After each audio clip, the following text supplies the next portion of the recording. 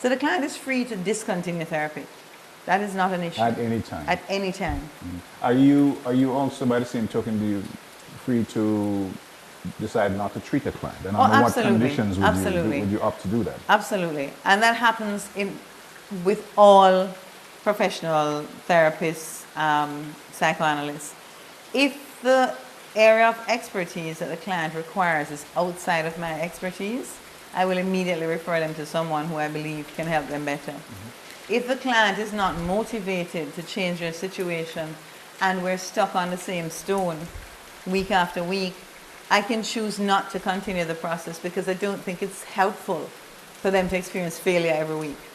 I don't think it's useful for every time a client comes in, they haven't done the homework, it proved difficult, they don't feel like it, they don't know why they don't feel like it, and I have to start thinking about things like depression or some other confounding variable. What else is going on here in this person's life that's making it so difficult right now? Speaking of what's going on in a person's life, is there a point where you need to take a history of that person's I take a sexual history. And what does that entail? Okay. When I was training, my instructor would say that if you stick with the sex, she would keep saying to us, stick with the sex, stick with the sex. And if you went off the sex during training, she'd say, no, stick with the sex. If you stick with the sex, you'll learn everything.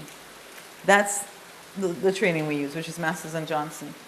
If we stay with what's happening within the sexual relationship, we can tell you just about everything about the rest of the relationship. So that sexual history is going to be, when was your first sexual experience? When was your first sexual intercourse? Two different things. It's going to be how many partners have you had? What was your last intercourse? What was the problem then? Is it the same problem you're coming about now? Is it only with this partner that you experience this problem? Do you experience it with all your partners? Is this lifelong? Have you always experienced this issue? And we go from there. So we're taking a full sexual history. We take a masturbatory history. How often do you masturbate?